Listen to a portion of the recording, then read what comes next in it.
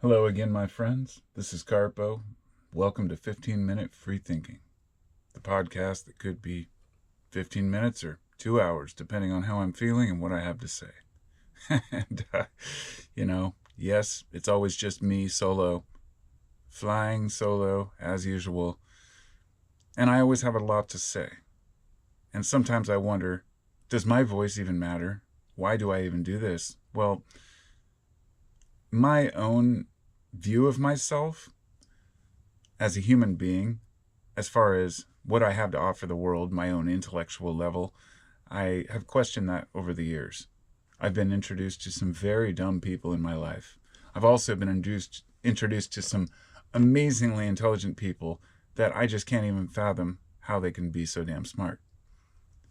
And within this group, this dichotomy of intelligence, right?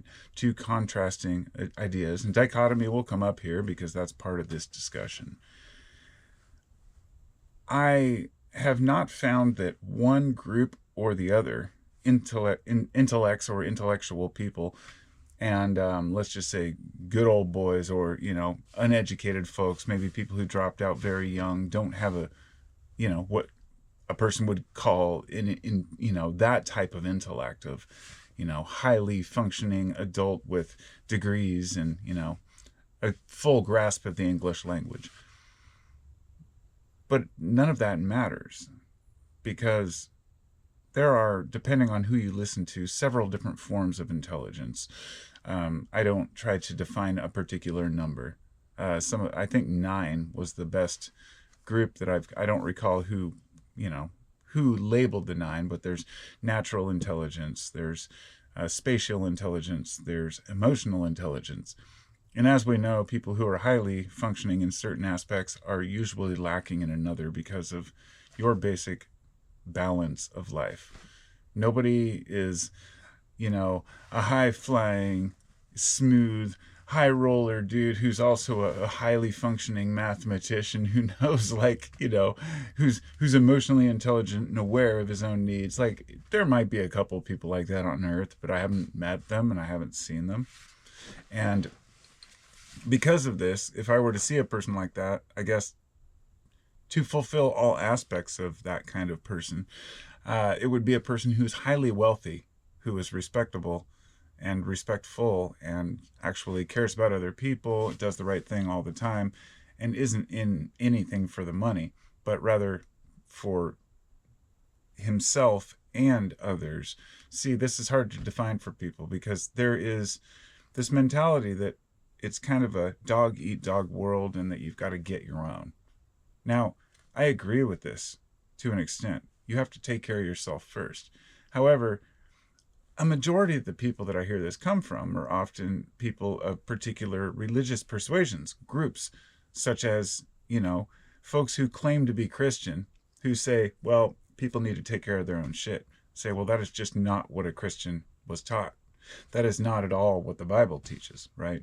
And I'm not here to dispute religion, and I want to make it clear I'm not here to dispute any type of political view. I want to make this a video and podcast that explains my intention of bringing people together and why I think that it's more important than ever that we look through the bullshit, see through all of the chaos and complete utter bullshit that we're being fed. Propaganda from every angle. And it's so hard to even talk about because if you bring up one aspect of this shit, then there's always 1,000 others that people find more important or something that is more pressing, but also they might not agree with you. And if they don't agree with you on one thing, then they'll instantly get angry. And the thing is, we need to get past that. You can still have fucking opinions in this country. In the United States of America, we still have the right to have an opinion on things. And the last time I looked, most civil people are able to have a reasonable face-to-face dispute and come away with it with a new found understanding of each other's opinions, whether we agree or not, right? So with that out of the way, ideas and people and society, these new ideas that we start to learn, they congeal, they they crystallize, there are many alchemical descriptions of, the term for what's going on right now in society. It's something that I have to kind of bring myself back to center to understand sometimes, that this is all part of the process of healing and changing. That this is, in my belief, not the end. For, when I say we're heading for an apocalypse, I never have meant it's going to be bad for humans. It's going to be bad for some humans, but I think that in the end we will end up with a better world because we will see the error in our ways. And I'm not saying that, God's going to come punish us. That's not what I'm getting at, if that's what you think. I'm saying there's going to be a natural disaster where people are going to have to come together to help one another, protect each other, and to rebuild after a disaster where nobody's coming to help you. And I don't say this to be like alarmist or, some conspiracy theorist, but rather I dream about it all the time. And my dreams have gotten more and more vivid, and it's not the only reason I believe this. Don't think I'm some prophet or something. I've talked to a lot of people who have had similar experiences. The apocalyptic dreams, the feeling I've had since I was younger that we're headed for a major disaster in this society. And no, it's not COVID or some earthquake off the West Coast, although that would be horrible here. But we're talking a worldwide cataclysm that sets us back. I don't recall, I think it was around the year 1500 maybe, or 1520, or maybe it was 520. I think it was 1520, what they call the Little Ice Age, where there were a few years of darkness because, well, they've, I believe, traced it to a volcanic eruption now, but they weren't sure if it was a meteor impact or a combined meteor impact, eruption. But when there's a huge meteor impact, that can trigger an eruption. And all the hydrogen sulfide and fucking all the bullshit spewing into the atmosphere, it blocks the sun for up to a few years. If that happened on Earth now, you can't imagine what that would do to our society. In 1857, they had the Carrington event, or maybe it was 1859. That was where Carrington was looking at the sun and he saw these sunspots, and they had a blackout, but all they had were telegraph lines. There was no electricity yet through the cities.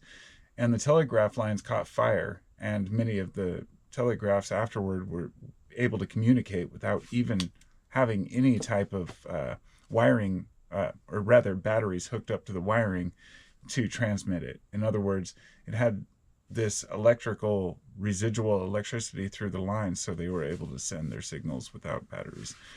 And if that happened today, it would blow out the transformers, some of which we only have like less than a dozen in the US. And when they go out, it takes years to rebuild. China is the major manufacturer. So it comes down to that kind of, should we build shit at home? Gets into all the different discussions about we need to protect our own. We need to be able to defend ourselves against not other people like China or Russia, but what might be coming from out there. If this sounds like it's kind of off track from my original topic, you're probably right, because it all leads to the same place. We have people in our society, people with ideas. Some of these ideas are good. Some of them are like, well, we should do what we can to prepare for any disaster, but also make sure all Americans are taken care of. Let me just speak for my own country for a minute. To imagine the amazing amount of money that transfers through this country. And I know that cash is just an agreed upon idea.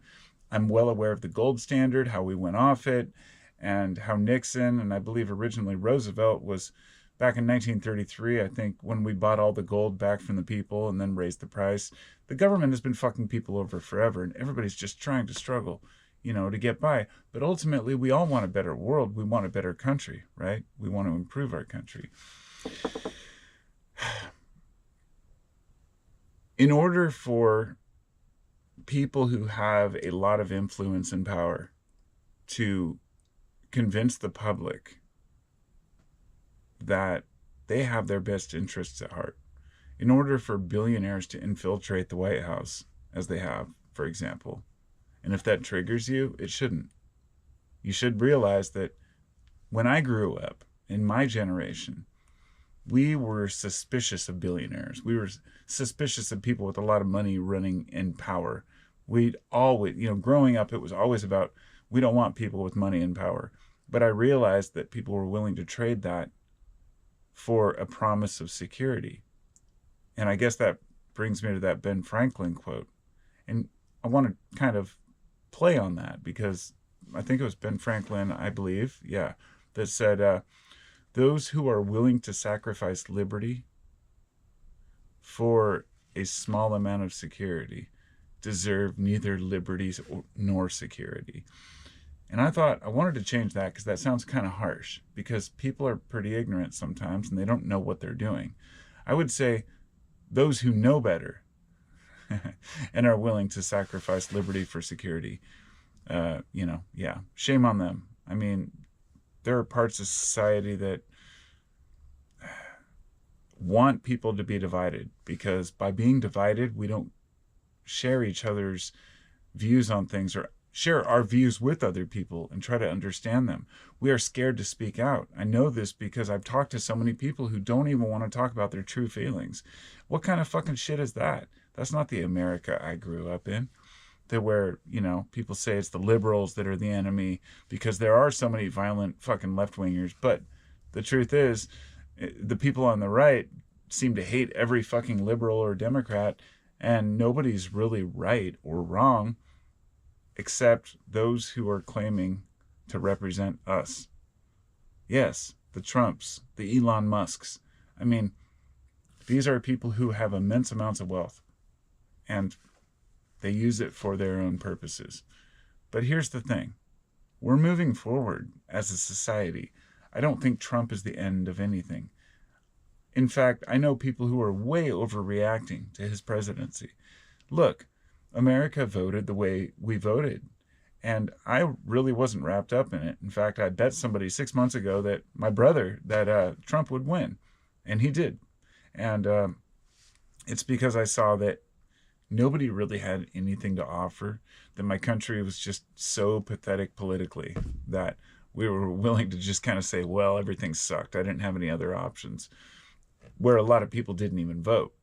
But now it's this big blame game of, Democrats blaming their own voters for not voting for Kamala. And I'm like, okay, I'm just going to shut up about this, mind my own business. But ultimately, I will have to make a podcast, discussing this kind of shit.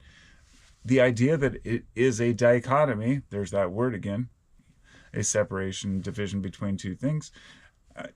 You cannot claim that left and right politics represent the whole, because a majority of people, over 40% from what I remember, and probably 45% by now, are considered independent people.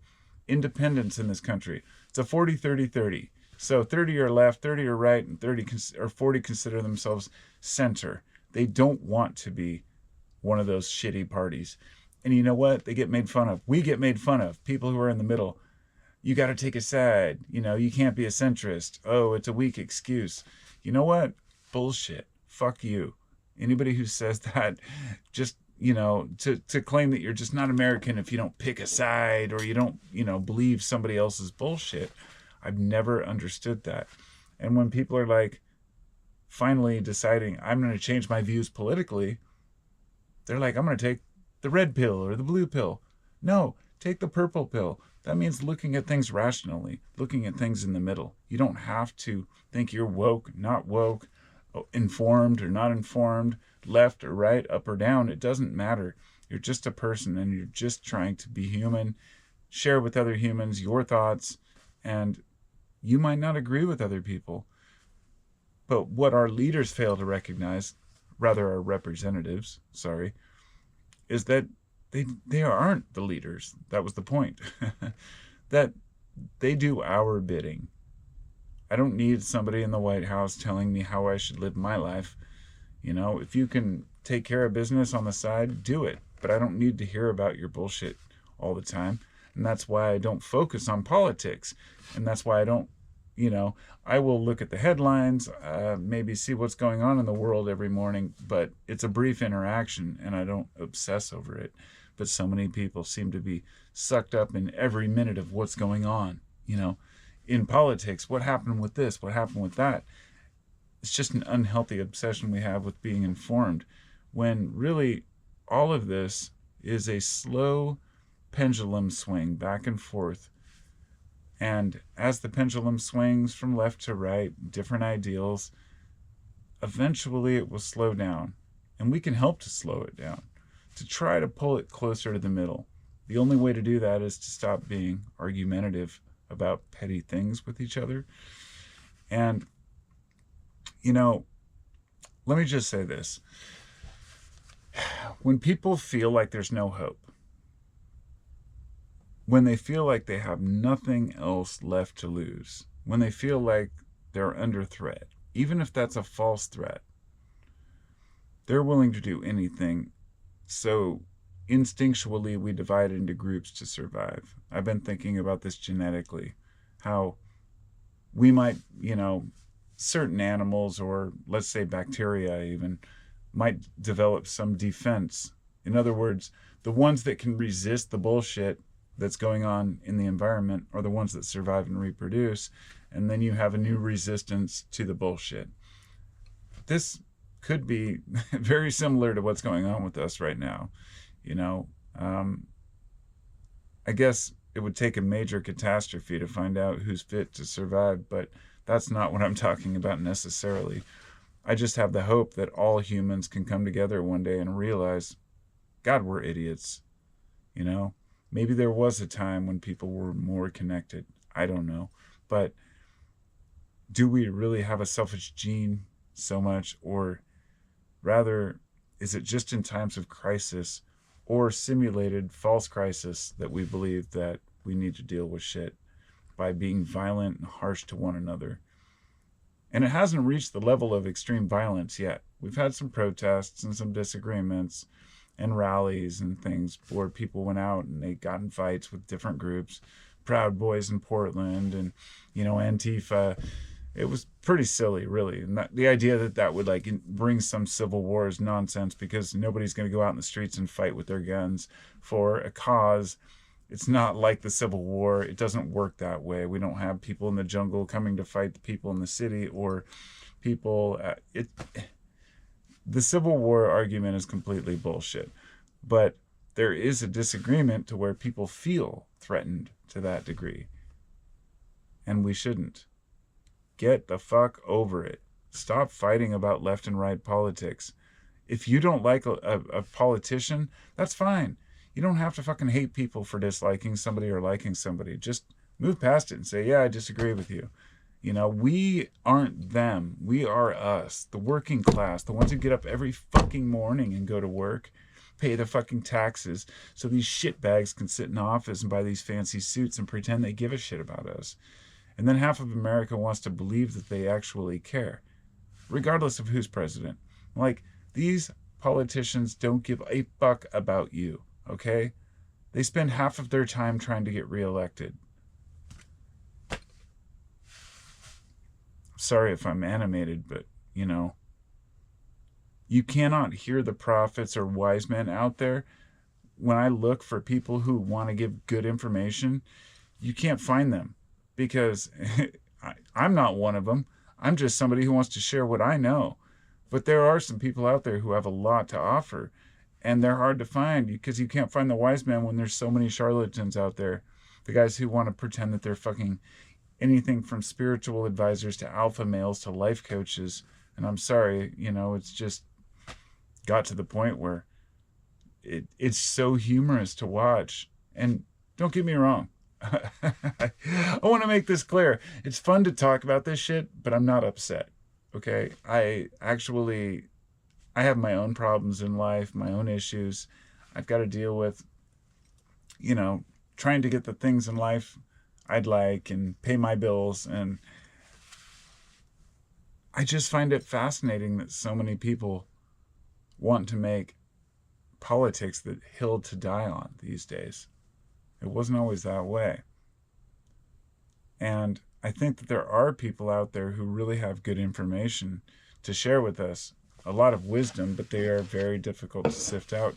Like I said, Stanislav Grof, people who, even culture is not your friend. That's the famous Terence McKenna quote. There are people out there who have that wisdom or had that wisdom, but a lot of them have kind of moved past, and that's being shared and passed on by newer people. I thought that maybe Joe Rogan would be that kind of guy, but I didn't realize he was dumber than I thought. It kind of goes along with everything. No offense if you like him, but I liked the early Joe Rogan episodes because he would bring on people I couldn't hear from anywhere else and have long form conversations. And I was so stoked about it. And then he started bringing on the same old people over and over and just talking about stupid shit and saying stupid shit. I was like, damn it. And then I discovered through him a few other people. Yeah, I don't want to get into the whole names and which people, but you just find that everybody's just kind of this like dog whistle for all these other groups that want to spread their bullshit, and they won't even challenge them. And yeah, it's usually right wingers who kind of convince them that, yeah, we know what's right and what's best, America. But really, you've got the guys like Elon, like I said, who, they buy Twitter to claim for free speech, but then he bans a bunch of people that talk shit about him. It's hilarious that we're living in this time that, like, it's almost like a comic book, but that if we talk about it, we are accused of being haters, or you've got to look deeper, or these people are heroes. They want to do good things for us. I'm fucking just like, I'm not stupid, okay? I'm not stupid. I can see when a person is doing something for their own ego. I know that there's some ego that's needed to make things right and do the right thing, but come on, let's be honest with ourselves. These promises of easy solutions to our problems, it's a false hope. It's been given to us by presidents all through history. So, I think people forget, and therefore we should have some tolerance for one another and understand why we forget, and that it's good that we still care and we still have hope. Like, even if it's misguided, we're just trying to do the right thing for ourselves and for our families. I was talking with somebody earlier about this. Regardless of your political views in life, if you remember that most people do everything they do for the good of their own family and community, you've got to work with that.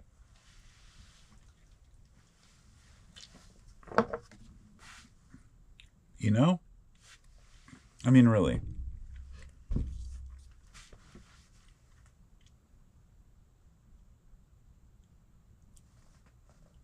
I watched Narcos, and I just finished watching like season 1. I'm like partway into season 2.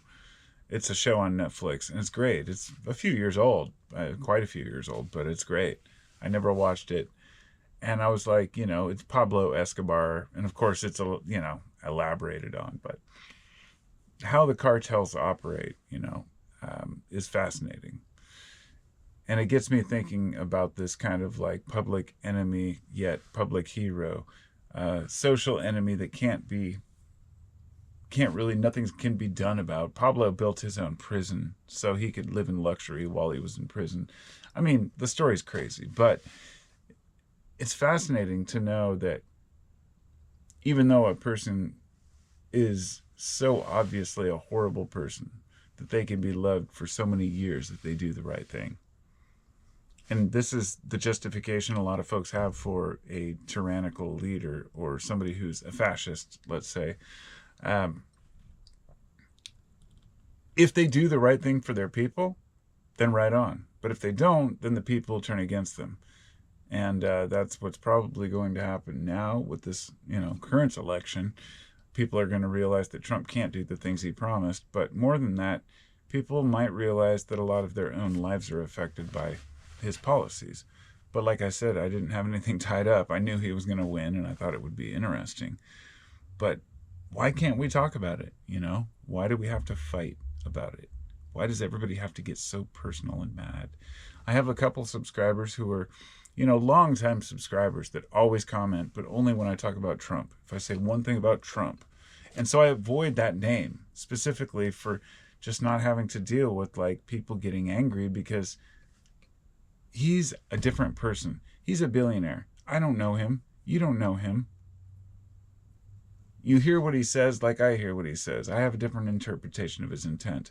But we can agree to disagree and still agree on what matters as Americans, blue-collar workers, people. But people don't want to.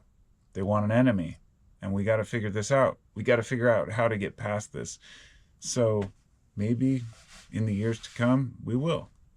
Maybe America will recover from this and be stronger than ever, right? Because that's all I want. When I said I hope Joe Biden wins last time, it wasn't because I like Joe Biden. It was because I hoped that Americans could just stop worrying about Twitter and fighting every day. And it worked for a little while, but everybody hated Biden and we were just waiting for Trump to come back. And fine, let him do his 4 years and let's move past it. Let's find some better leadership. Let's ditch both of these fucking parties and get somebody in office who actually gives a shit. I'd even be willing to give the Libertarian Party a try at this point.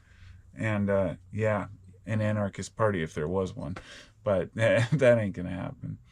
But I have talked with like my sister-in-law about this earlier. She texted me something political and I was like, oh God, here we go.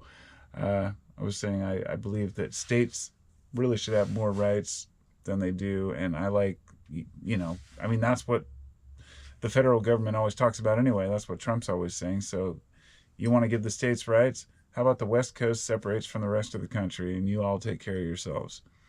That couldn't happen because California is like a third of the country's income, right? The whole West Coast, we could be just fine without the rest of the country. I mean, we could literally separate even Cascadia, just the Northwest, with all our shipping ports. It's not that people should do that. It's that if people are going to like try to like withhold aid from California or threaten to because until they do certain things, then I think maybe California should have the right to withhold taxes to the federal government until they do certain things, because everybody's liable. We all pay a third in our taxes to these people, and everybody seems okay with just not doing anything. And I learned long ago that we're all being robbed and ripped off because taxes should only be either during times of war or for excess income, not wages. Were never meant to be taxed originally. But guess what? We're always at war. There's always some excuse. So people pay it, and if they don't, they get in trouble and have to go to court. So yeah, we get fucked. Fucked all the time. And people go along with it and don't say anything. And if you bitch, you're un-American. No. When you've got like Amazon paying no taxes 1 year because, you know, they bought all their own stocks, you see how the system really operates. I even read a book on economics. It was called Behold a Pale Horse. No, sorry, that was William Cooper. I was thinking about that earlier. No, it was called The Creature from Jekyll Island. It's a book by G. Edward Griffin. And it's like a fucking 900 pages about the Federal Reserve, Jekyll Island, when it was formed. Creepy ass shit. And when you understand how fucking bullshit the economics are in the whole monetary system, and this was written prior to 2008 when the whole crisis kicked in, and then people just made fun of the Occupy Wall Street protesters for a year, even though they were the ones who were in the right and always have been. We live in a weird country and a weird time. So those are my, I guess that was supposed to, this video podcast was supposed to be more about the view of a dichotomy between two opinions, but I guess it ended up being a little more biased than I thought because I have my own opinions. But the Democrats don't get away scot-free. They have their own fucking issues, and I won't even get into having, you know, Biden or Kamala. I realize people will compare and mention that. I don't care for either one of them, and I feel disgusted to even have these options that we do, but I don't think it's the end. I think it's the beginning, a new time. We are moving through something different. You call it the age of Aquarius if you want, which a lot of people might think that's bullshit, but I am kind of, I don't believe in a fucking monthly horoscope or anything, or a weekly horoscope, but I definitely believe in astrology as having some bearing the position of the planets on who we are when we're born. There's something there. I don't understand it. I've studied it. I've tried to understand things in the Kabbalah and things in, ancient mysticism, if you want to call it that, especially the Hermetic arts and the different books, and trying to understand these, balances between light and dark and why we are the way we are. These forces are bigger than us. These forces are bigger than left and right politics. It's that balance, that yin and yang. Once we accept that, we should be able to see ourselves in others and laugh at our differences, to be able to celebrate our differences instead of fighting all the time, if that makes sense. But we will always have disagreements. We should resolve them mutually as best we can, instead of pulling out a fucking sword or a gun trying to harm somebody. Have some fucking respect for each other and just be human. So that's all I got for today. I just wanted to get that out. My video, my podcast, my video is available on YouTube, Carpo719. The podcast is called 15-Minute Free Thinking. If you prefer the audio version, links are everywhere in the descriptions and all that shit. If you want to contribute to the channel, I appreciate all of my patrons on Patreon. Thank you so much. I only have a few, but everything makes a difference. And I'll talk to you all later. Just remember, love each other as much as you can.